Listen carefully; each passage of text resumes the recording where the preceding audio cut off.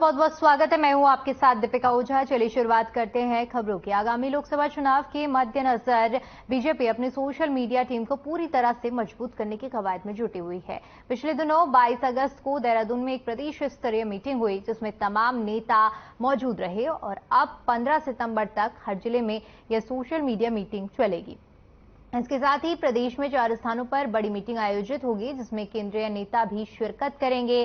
साथ ही मुख्यमंत्री पुष्कर सिंह धामी, प्रदेश अध्यक्ष महेंद्र भट्ट और प्रदेश प्रभारी दुष्यंत गौतम भी मौजूद रहेंगे। ये मीटिंग अल्मोड़ा, श्रीनगर, देहरादून और हल्द्वानी में 15 सितंबर से 30 अक्टूबर के बीच में आयोजित की जाएगी। इस बात की जानकारी सोशल मीडिया के प्रदेश अध्यक्ष नवीन ठाकुर ने दी है।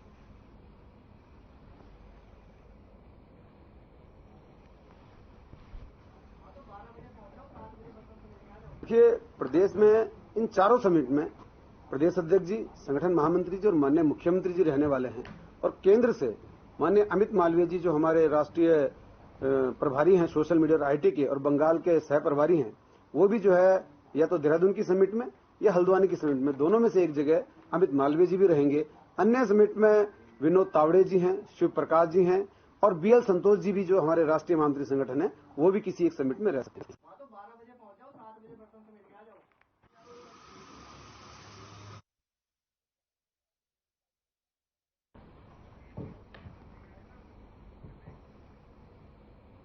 उधम सिंह नगर के खटीमा तहसील सभागार में उत्तराखंड राज्य आंदोलन के दौरान गोलीकांड में अपने प्राणों की आहुति देने वाले शहीदों की 29वीं बरसी पर 1 सितंबर को होने वाले श्रद्धांजलि कार्यक्रम का आयोजन किया जाना है। वहीं श्रद्धांजलि कार्यक्रम भव्य आकर्षक बनने के लिए तैयारी की जा रही है। खटीमा तहसीलदार हिमांशु जोशी और समस्त राज्य आंदोलनकारी की उपस्थिति में बैठक का आयोजन किया गया। बैठक में श्रद्धांजलि कार्यक्रम की रूपरेखा तैयार करने के लिए सुझाव लिए गए। साथ ही साथ आंदोलनकारियों की समस्याओं और मांगों पर विस्तार से चर्चा की गई। कार्यक्रम में मुख्यमंत्री पुष्कर सिंह धामी और कैबिनेट मंत्री और साथ ही साथ सांसद अजय भट्ट भी पहुंचकर शहीदों को श्रद्धांजलि देंगे। वहीं उन्होंने कहा कि कार्यक्रम की पूरी रूपरेखा तैयार कर ली गई है।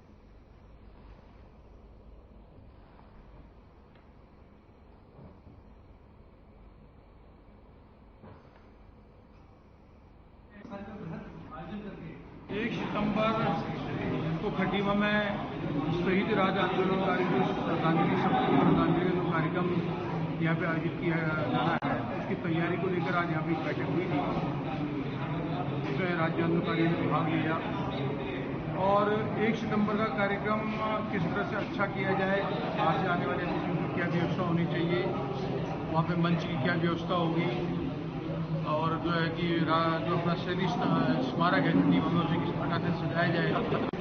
ये 1994 में 1 सितंबर मंगलवार के दिन राज्य आंदोलनकारियों के द्वारा जो यहाँ पर धरना प्रदर्शन और विशाल जुलूस निकाला गया था। तो उसी सिलसिले में जो गोलीकांड खटीमा में हुआ था, तो उसमें 7 शहादतें हुई थी। यहाँ पर अदस्ता तो अनेक हुई थी और 7 शहादतें जो सरकारी उसमें जमा है वो 7 लोग। लोक सेवा आयोग में अध्यक्ष और सदस्यों के चयन की प्रक्रिया को बदल दिया गया है। अब इन पदों पर केंद्र और राज्य सरकार की सेवाओं के समूह का अधिकारियों का चयन होगा। इतना ही नहीं, अब आयोग में ज्वाइन करने से पहले अपने मूल विभाग से इस्तीफा देना होगा। हाल ही में धामी कैबिनेट ने इस नई चयन नियमावली पर मुहर लगाई है।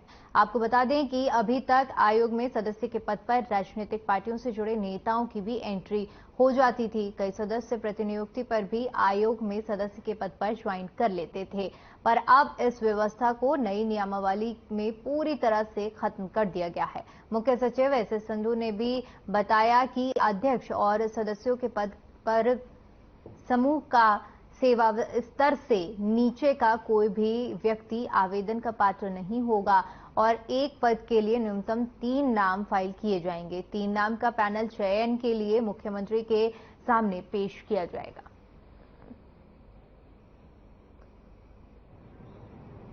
जब नीति लागू हो जाएगी तो आगे की भर्ती उसके मुताबिक होगी।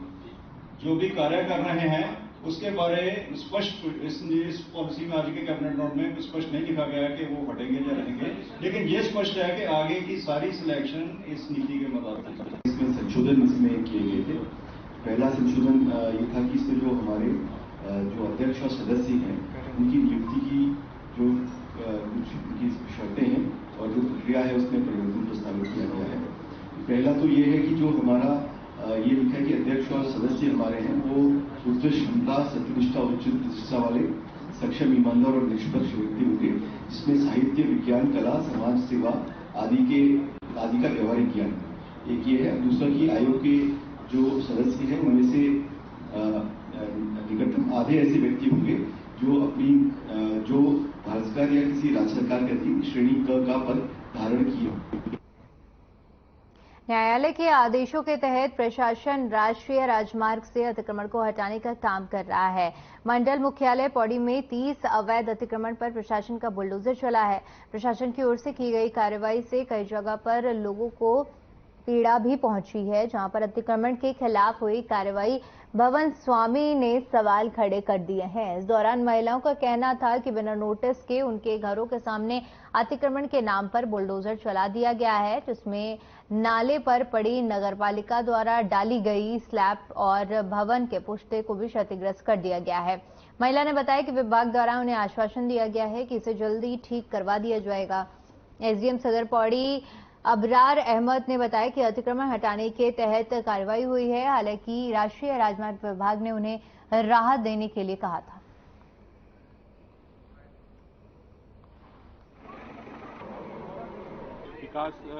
विकास में एक भागीदारी का कार्य है। अतिक्रमण होना भी चाहिए, परंतु अतिक्रमण होने से पहले हाई कोर्ट को भी अपना तुगलकी फरमान सुनाने से पहले सबसे पहले जो उससे प्रभावित लोग हैं अतिक्रमण, उन लोगों के विषय में सोचना चाहिए, चाहे वो एनएच हो, चाहे वो वन विभाग हो। सबसे पहले उन लोगों कोई भी आदेश का पालन वो तब करे, पहले जिन लोगों की वहाँ पे रोजी रोटी चल रही है उन लोगों के विषय में भी सोचे। ठीक है, मोहलत सबको दी जाती है, और अगर उन्होंने भी एक दिन की मोहलत ली है तो उसमें कोई सवाल और जवाब का कोई विषय नहीं उठा। तो है उन्होंने कि करवा के देंगे ना, पर देखते हैं अभी क्या करते हैं। तो क्या हुआ यहाँ पे, हुआ ऐसा क्या? वो मना कर रहे थे, उन्होंने पटवारी जी ने बोला कि यहाँ से सारा तोड़ दो। मना करते करते भी हमने बोला भी कि यहाँ पे गधेरा है, उन्होंने तब भी मशीन चला दी सारी, और जबकि नोटिस भी नहीं था हमारे मकान का। ये लगातार अतिक्रमण हटाने की कार्रवाई चल रही है। आज की कार्रवाई में हमने 30 अतिक्रमण जो अवैध थे उनको हटा दिया है। ऐसा कुछ नहीं, उन्होंने समय मंगाया कि हम अपने खुद तोड़ देंगे, अपनी सुरक्षा के हिसाब से तोड़ेंगे, तो इसलिए उनको आज का समय दिया गया है। बाकी ऐसा कुछ नहीं है। ऐसा नहीं है जो हमसे कह रहे हैं समय लेने के लिए, उनकी जो चीजें बच जाएं तो उनको समय दे रहे हैं, ऐसा नहीं। पिछले काफी समय से उत्तराखंड में भारी बारिश के चलते आपदा की स्थिति बनी हुई है और कई जिलों में भयंकर आपदा भी देखी गई, लेकिन आज राज्य के लोगों को मौसम विभाग की तरफ से राहत भरी खबर मिली है। उत्तराखंड मौसम विभाग के निदेशक विक्रम सिंह ने बताया कि फिलहाल हल्की फुल्की बारिश हो सकती है, कहीं तेज बारिश नहीं होगी और मौसम अच्छा रहेगा। इस दौरान लोग उत्तराखंड में आसानी से आ जा सकते हैं। बात करें, आज 25 तारीख अगस्त की हो गई है और अब देख रहे हैं कि जो वेदर एक्टिविटी काफी कम स्टेट में देखने को मिल रही है, और आगे कल से अगर बात करें करीब 8 से 10 दिन जो है तो आइसोलेटेड से स्कैटर्ड तक की एक्टिविटी जो है 1-2 दिन अभी मिलेंगी कुछ जगहों तक में, हल्की मध्यम तक की, खासकर जो अंदर के डिस्ट्रिक्ट है या फिर कुमाऊं रीजन के जो डिस्ट्रिक्ट हैं।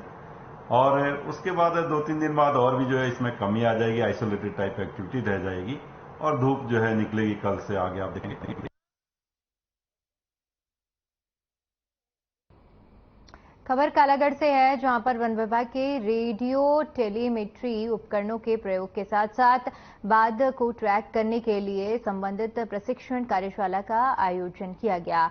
कार्यशाला के दौरान कॉर्बेट टाइगर रिजर्व और कालागढ़ टाइगर रिजर्व के फील्ड अधिकारियों और कर्मचारियों को रेडियो टेलीमेट्री उपकरणों के प्रयोग और बाघ को ट्रैक करने के संबंधित प्रशिक्षण भी दिया गया। कार्यशाला को संबोधित करते हुए वक्ताओं ने टाइगर इकोलॉजी और उनके व्यवहार संबंधित विस्तृत जानकारी दी है। साथ ही अन्य कई जानकारियां देते हुए प्रशिक्षण दिए गए। कार्यशाला में कॉर्बेट टाइगर रिजर्व में तैनात करीब 80 अधिकारियों और कर्मचारियों ने प्रतिभाग लिया।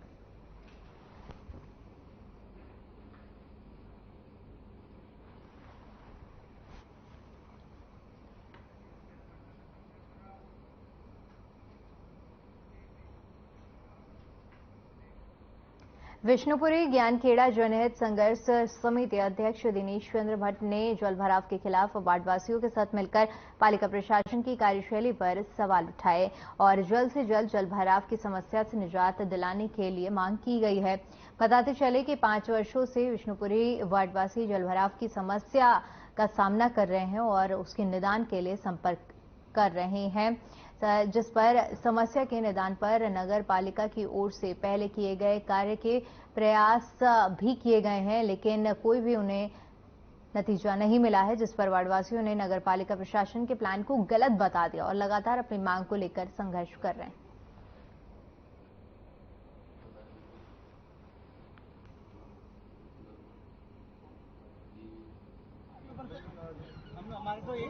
विष्णुपुरी में जो जलभराव की समस्या है, इससे हमें जल्दी से जल्दी निजात दिलाई जाए। हमने इसके लिए बहुत लंबे समय से, लगभग 5 वर्ष से हम इसमें संघर्षरत हैं। कई हमारी माताएं बहनें इसके लिए सब संघर्ष में आगे आई हैं और लेकिन अभी तक इसका निदान नहीं हो पाया।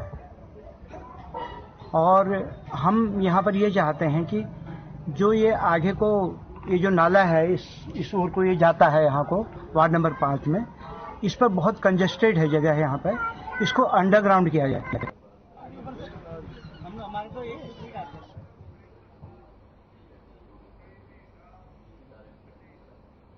कुछ वर्ष पहले पूर्णागिरी तहसील में तैनात एसडीएम हिमांशु कफटिया की मदद से जिले में सिटीजन लाइब्रेरी खोली गई थी, जिसमें नगर वासियों की मदद से अधिक पुस्तकों का दान किया गया था, जो कि अलग अलग क्षेत्र में अपने भविष्य बना रहे छात्रों के लिए वरदान साबित हुआ। इस सफल अभियान को छात्र छात्राओं द्वारा आगे भी जारी रखा गया और चंपावत जिले के कई ग्रामीण क्षेत्रों में जीए पहाड़ सिटीजन लाइब्रेरी को खोला गया। बता दें कि इस लाइब्रेरी से 19 छात्रों की मेहनत रंग लाई है, जिनके द्वारा परीक्षा में उत्तीर्ण हुए सभी अभ्यर्थियों को पुरस्कार देकर सम्मानित किया गया। वहीं उनके उज्जवल भविष्य के लिए मंगल कामना भी की गई। इस दौरान धर्मेंद्र चंद्र देव कलोनी और सौरभ कलखुडिया, नीरज जोशी समेत तमाम सामाजिक कार्यकर्ता और छात्र छात्राएं मौजूद रहे।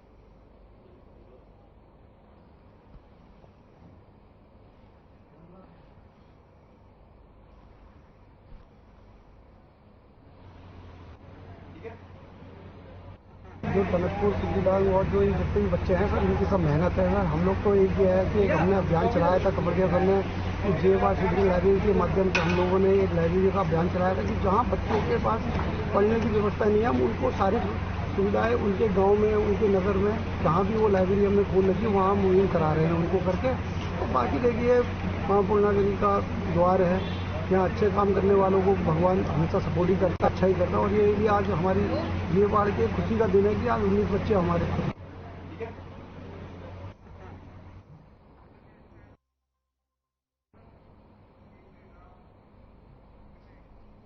केंद्रीय गढ़वाल विश्वविद्यालय के पौड़ी परिसर में छात्र संघ अध्यक्ष समेत एनएसयूआई और एबीवीपी छात्र संगठन ने छात्र हित की मांगों को लेकर विश्वविद्यालय का ध्यान केंद्रित करने के लिए कॉलेज परिसर में अनिश्चितकालीन धरना दिया। छात्र संगठन की मांग है कि सीयूईटी परीक्षा में 50% आरक्षण उत्तराखंड के छात्रों को दिया जाए, जिससे कॉलेज में छात्र संख्या बढ़ सके। दरअसल कॉलेज में सीयूईटी परीक्षा के जरिए अब दाखिले कराए जा रहे हैं, जिससे इस बार पौड़ी परिषद में बेहद कम दाखिले छात्र ले पाए हैं। छात्र संगठन ने बताया कि इस बार महज 50% छात्रों ने दाखिले की सीयूईटी परीक्षा में बेहतर अंक लाने पर कॉलेज में मिले हैं, जबकि कई छात्र सीयूईटी परीक्षा केंद्र दूर होने के कारण नहीं पहुंच पाए हैं, इसलिए छात्रों के दाखिले नहीं हो पाए। छात्रों ने मांग की है कि जो कॉलेज में दाखिले छात्र नहीं ले पाए हैं, उन्हें विश्वविद्यालय अब मेरिट के आधार पर प्रवेश दे।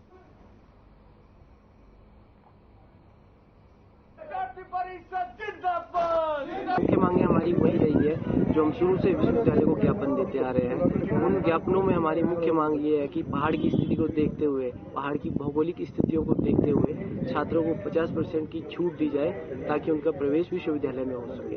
दूसरी हमारी मांग ये रही है कि सीयूईटी विश्वविद्यालय के परिसरों में तब लागू किया जाए जब उनके लिए उचित सेंटर हो। इस बार नाटा ने क्या किया कि सेंटर कई किलोमीटर दूर कर दिए, जहां जाने में छात्रों को बहुत असुविधा हुई। बीजीआर कैंपस पौड़ी में हमने अपना प्रदर्शन शुरू किया था, जो कि अनिश्चितकालीन है।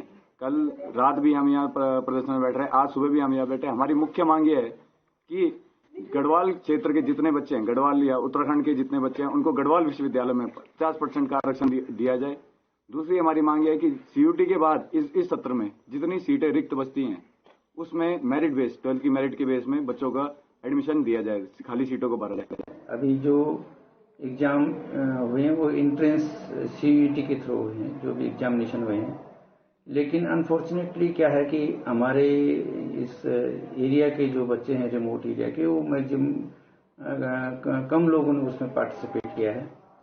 और जैसे मुझे छात्रों के द्वारा सूचना मिली है कि कुछ लड़कों का जो नेशनल टेस्टिंग एजेंसी ने जो सेंटर रखे हैं, वो जैसे सपोज करो कि एक बच्चे का गुड़दौड़ी में सेंटर रखा है। पिछली बार तो 95% आए थे, इस बार पूरे 50% भी पूरे छात्रों के एडमिशन नहीं हो पा रहे। बस हमें आपसे यही उम्मीद है कि आप छात्र छात्राओं की मांगे पूरी कीजिए। तो हम कहना चाहते हैं कि बस छात्र छात्राओं को पूर्ण आरक्षण मिले और बच्चों को पूर्ण एडमिशन मिले। यहाँ मतलब उनको पढ़ाई का मौका दीजिए।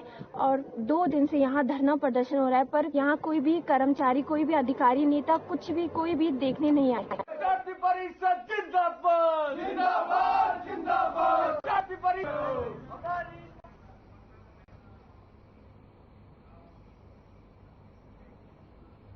भाई बहन के पवित्र त्योहार रक्षाबंधन का त्योहार ऋषिकेश में फीका दिखाई दे रहा है। भारी बारिश और ऑनलाइन कंपनियों की वजह से राखी के व्यापार में काफी गिरावट देखी जा रही है, जिससे राखी से जुड़े तमाम प्रकार के व्यापारियों में निराशा साफ नजर आ रही है। राखी की बिक्री कम होने की वजह से पोस्ट ऑफिस में राखी के पैकेट बुक करने वाले ग्राहक भी नदारद नजर आ रहे हैं, जिससे सरकार को राजस्व का नुकसान हो रहा है। तो यही हाल कुरियर कंपनियों का भी है, जहां पर शहर की तमाम नामी कुरियर कंपनियों में राखी के पैकेट बुक करने वाले लोगों की भीड़ इस बार गायब है। ऋषिकेश में घाट रोड, क्षेत्र रोड, मुखर्जी मार्ग के आसपास राखी बेच रहे फुटकर व्यापारियों ने बताया कि इस साल राखी के ग्राहकों की संख्या घटाकर 25% तक रह गई है, जिसकी उम्मीद कभी भी व्यापारियों ने नहीं की थी। मुख्यमंत्री पुष्कर सिंह धामी के लोकल फॉर वोकल के अभियान को ऑनलाइन कंपनियों की वजह से बहुत नुकसान हुआ है।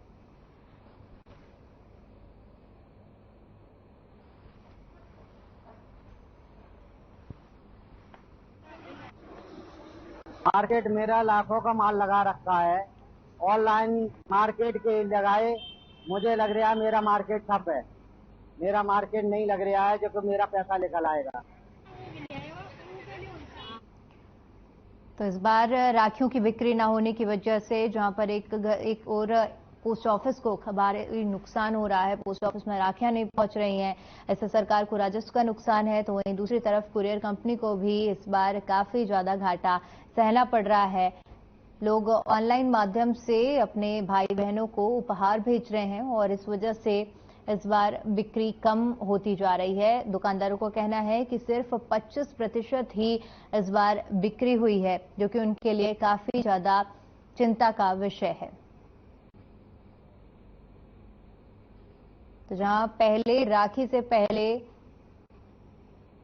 लोगों की भरमार रहती थी, पोस्ट ऑफिस में खड़े होने की जगह नहीं मिलती थी, वहीं दूसरी तरफ अब इस बार सीधा असर देखने को मिल रहा है, जहां पर लोग ऑनलाइन माध्यम से अपने भाई और बहनों को उपहार भेज रहे हैं, लेकिन पोस्ट ऑफिस और कुरियर कंपनियों का इस्तेमाल नहीं किया जा रहा है।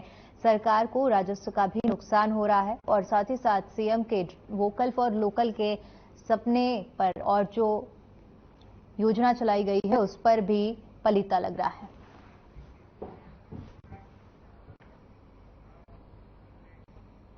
एसएसपी श्वेता चौबे ने क्राइम मीटिंग में आपदा के मद्देनजर सभी थाना प्रभारी को अलर्ट पर रहने के निर्देश दिए हैं। किसी भी प्रकार की आपदा के दौरान सूचना मिलने पर तुरंत रिस्पांस नहीं करने और लापरवाही बरतने पर संबंधित के खिलाफ कड़ी कार्रवाई करने की चेतावनी भी एसएसपी ने दी है।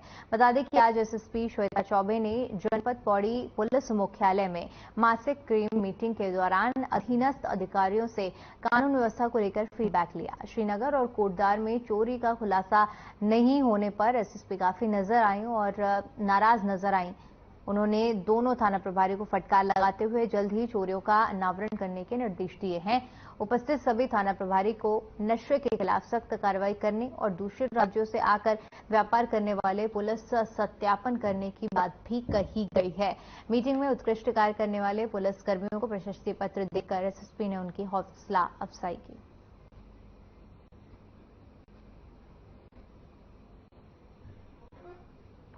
मुख्य रूप से जो हमारा माह जुलाई का अपराध के आंकड़े थे उन पे डिस्कशन हो, और इसके अलावा चूंकि अभी आपदा का समय है तो सभी थाना प्रभारियों को और जो हमारे क्षेत्राधिकारी हैं उनको, हमारी फायर के जो सीएफओ हैं, फायर के कर्मचारी हैं, उनको भी, एसडीआरएफ की भी टीम है हमारी, वो भी थी। तो सभी को यही बताया है कि जहां से भी इस तरह से आपदा से रिलेटेड कोई भी सूचना आती है तो उसमें त्वरित इनका रिस्पांस रहना चाहिए।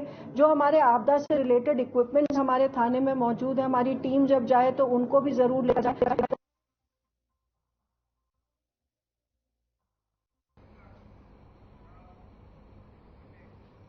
खबर देहरादून से है, जहां पर उत्तराखंड कांग्रेस के वरिष्ठ नेता और पूर्व प्रदेश अध्यक्ष, उत्तराखंड पूर्व कैबिनेट मंत्री प्रीतम सिंह ने दावा किया है कि इस बार छत्तीसगढ़ में होने वाले विधानसभा चुनाव में कांग्रेस फिर भारी बहुमत से जीत हासिल करने जा रही है और फिर से छत्तीसगढ़ में कांग्रेस की सरकार बनेगी। साथ ही कहा कि छत्तीसगढ़ में कांग्रेस के चुनाव पर्यवेक्षक बनाए गए हैं और उन्होंने पिछले दिनों छत्तीसगढ़ का दौरा भी किया।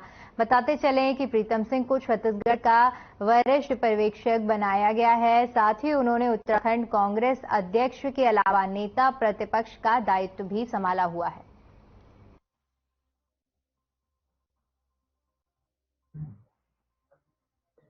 छत्तीसगढ़ में गया था और जो परिस्थितियां वहां पर है, उन परिस्थितियों के आधार पर मैं कह सकता हूं कि छत्तीसगढ़ में कांग्रेस फिर से सरकार बना रही है। मुख्यमंत्री बघेल जी के नेतृत्व में जो कांग्रेस की सरकार वहां पर है, उस सरकार ने लगभग 60 जन उपयोगी योजनाएं वहां पर संचालित की है, जिससे समाज के प्रत्येक व्यक्ति को जो है लाभान्वित करने का काम इस सरकार ने किया है।